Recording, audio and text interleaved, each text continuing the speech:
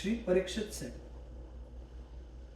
while singing enthusiastically in this way, the sage instructed his own tongue, which was greedy to chant the glories of Lord Madhava. Quote, "Oh, you are too busy talking about the greatness of our master." End quote. To stop that tongue, he then seized it with his teeth. "Dear tongue," he then acknowledged, "this effort of yours attests to your great fortune. As far as you are able, just go on speaking something about these beloved devotees of Krishna."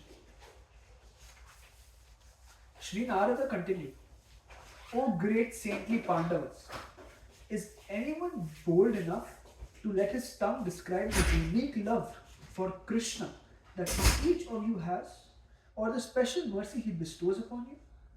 Your mother, Pritha, once heard from the mouth of a Krura a single statement by Krishna, sweet perfection and meant to console her. As soon as she heard it, she plunged into a swiftly flowing current of prema.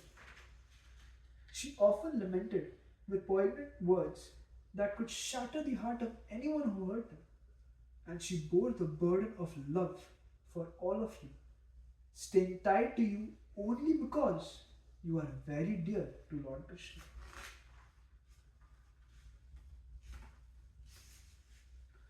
Krishna, the life of the Yadus, tried for a long time to leave for Dwarka, but by enveloping him with plaintive prayers, she kept him in her home. Krishna bestowed upon Yudhishthir the highest prestige, greater than that of anyone else in the upper and lower worlds, and by favors like allowing Bhima to kill Jarasandha, Krishna granted Bhima unequaled fame. Saintly Arjuna became renowned throughout the world for his intimate friendship with Krishna. I can never sing all the glories of Arjuna, even if I recite hundreds of Puranas. And as for Nakul and Sahadev, everyone has seen many times how fixed they are in love for Krishna, as shown, for example, by how those twins behaved in the deliberations on whom to worship first in the Rajasuya. Lord Hari personally sanctified Sri Draupadi's hair during the Rajasuya sacrifice and other special festivals. He would call Draupadi dear friend. He relieved her of fear of Atri's son Durvasa and fear of others, including Dushasana. He removed all her sorrow. Krishna relished Sri Vidura's porridge and organized the celebration of Sri Bhishma's passing away. Please, therefore, judge your own standing from how in many controversies both Vidura and Bhishma took your side. Truly, the words spoken by the ordinary women of your city amaze me. Those words, focused on Krishna and imbued with transcendental knowledge and devotion, are praised in songs by accomplished poets. When Prahlad, the son of Kayadhu, obtained the Supreme Lord's grace, he did so along with a grandson. The best of monkeys was favored alone, but you rare souls have received the complete love and mercy of the great Lord Hari with all your family members and subordinates. Once, No, you go ahead. Once, in the court of the Kauravas, with me and other sages present, Krishna said of you, quote, "A friend of the Pandavas is my friend, and their enemy is my enemy. The Pandavas are my very life heirs." Just see my arrogance. Only Krishna can adequately know and describe your good qualities. But at least I am convinced that the Supreme Lord has descended to this world only for the sake of you. Shri Parikshit said, for a moment, Dharmaraj Yudhishthir remained quiet, and then he sighed as if embarrassed. At last he spoke, followed in turn by his brothers, wife, and mother. Yudhishthir said, "O crest jewel of brilliant speakers, Lord Hari has no mercy for us. We cannot remember any mercy he has shown us, even after we considered this for a long time.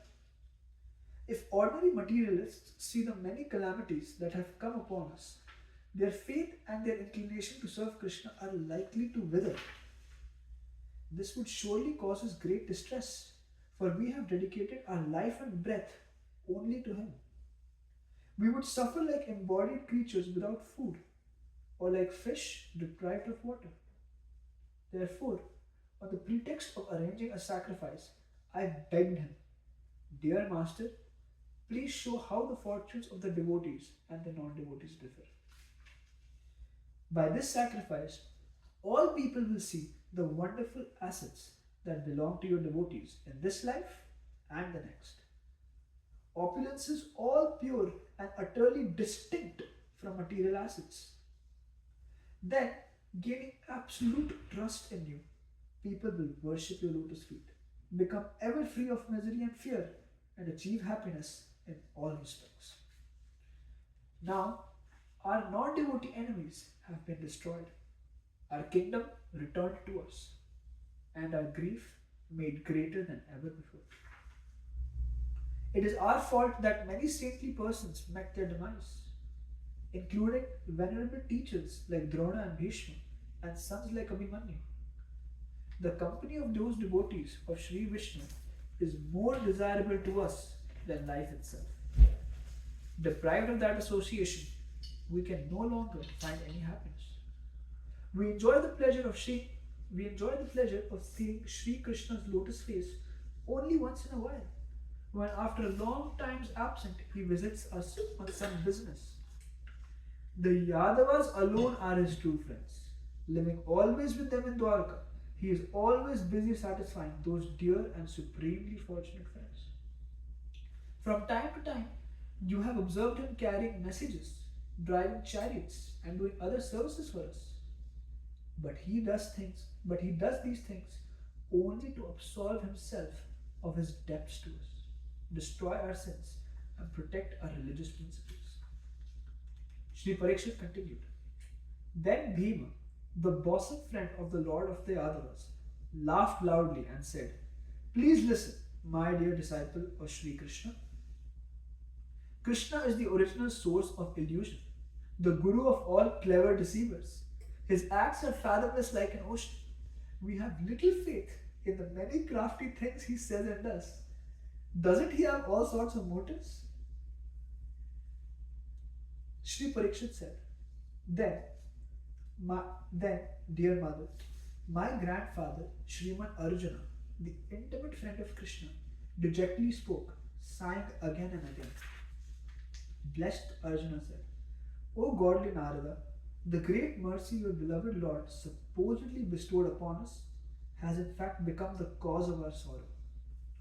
Swayed by dry speculation, concerned only with their own dharma, Bhishma and others on the field of war fiercely attacked Lord Sri Krishna, piercing his armor and flesh. Lord Krishna, the wielder of the Sudarshan Chakra, tolerated for my sake those repeated attacks on his divine body, although I tried to stop him. Even today, O Brahmana, as I remember those incidents, I cannot remove the arrow of grief from my heart. How then can I feel any happiness? Acts that bring pain to a dear one are not a sign of compassion or love. When I refused to kill Bhishma, Drona, and others, Krishna, the best of wise scholars, taught me something to induce me to go ahead and kill them. Hearing only the literal meaning of what Krishna taught may please dry scholars, but to us, whose life and soul lies in glorifying pure devotional service, those instructions by the Lord give great pain. Even carefully studying the purport of those instructions has not made me any happier. Rather, his words only make me remember how he deceived me. No one is dearer to me than the Supreme Brahman, Krishna. With his all-enchanting beautiful form, he has given himself to me, who have complete faith in him. He is the reservoir of pure unconditional mercy, the upholder of his word, the best of well-wishing friends, the omnipotent Lord of all. Sri Nakul and Sahadev said, Yes, Sri Krishna gave us steadfastness in the face of many dangers. He arranged for the doom of all our enemies and for our success in the Ashwamedha and other sacrifices. He expanded our fame, kingdom, and pious credits, which others could hardly hope to attain. But, O godly Narada, we do not deem this evidence of his mercy. Rather, he gave us his real mercy when, in the festival of many great sacrifices he had arranged, he delighted us by accepting the first worship. Now, he has cheated us by going away.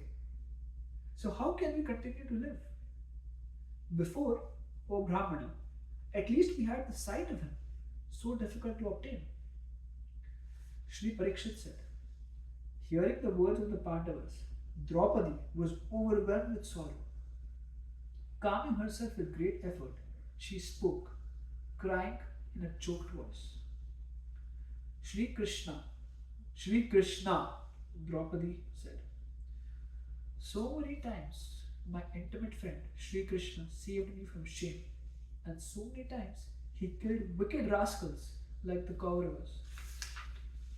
I thought he would always show us mercy, but now my father, brother, and sons have all fallen in battle. Nonetheless, I don't lament, for by nature I accept whatever he may desire. But I had hoped that on one pretext or another he would arrange for my desires to be fulfilled. After my family members were killed, Sri Krishna personally sat here at my side and expertly consoled me with persuasive arguments. I always drink the immortal nectar of those charming words, so pleasing to the mind, and the smiles that went with them. Even so, it is my misfortune that he no longer comes here. So how, dear sage, can I think that he has shown me any mercy? Shri Parikshit said, Mother Kunti, for whom the sight of Krishna was life, seemed tormented with sorrow. Remembering how Krishna had at times shown his mercy and at other times not, she then spoke pitifully with tears in her eyes. Shri Pritha, Kunti said, I had no husband to protect me, but Krishna always interceded just in time to save me and my sons from calamity. From this I understood that Krishna's mercy on me was special, greater even than his mercy on his mother Devaki. But now, the thought that Krishna is merciful to me never enters my mind. For everywhere, in our home and the homes of our neighbors, I heard the loud mourning of the women whose relatives have been slain. Therefore, deprived of seeing him, I begged Krishna to take away our wealth and give us more calamities to bring him again within our sight. This is Srimad Bhagavatam, first canto, when you read this. So let me know when you want to read. No, today you read completely. Yes, yeah, that's fine. Krishna gave the Pandavas their kingdom, freed from thorny opponents. Now, thinking the brothers satisfied, he has abandoned us and resides in Dwaraka. So I have given up hope that he will ever come back. Now I think his real mercy would be my quick death. My last thread of hope, that Krishna is always compassionate to his friends and relatives, can easily break if I simply consider how strongly he is attached to the Yadus. Therefore, go see the divine Yadavas, the Lord's most beloved associates, who live immersed in a vast, unequaled ocean of joy. My Lord Narada, you know very well how great they are. What can I tell you about their glories? Shri Parikshit said, O mother, O wife of Lord Yadavendra's nephew, the exalted sage Narada swiftly arrived at Sri Dwaraka. He entered the inner city, repeatedly offering prostrate obeisances, and saw from a distance the fortunate Yadu heroes. I think we should stop here. Yeah. Perfect entry. Entry, then we will read from next time. Correct, 90. Yeah, it will just keep on going like that, so we'll stop here. Beautiful. Amazing. Shri Brihad Bhagavatam ki jai. Shri Sanatana Goswami ki jai. His Divine Grace Bhaktivedanta Swami Srila Prabhupada ki.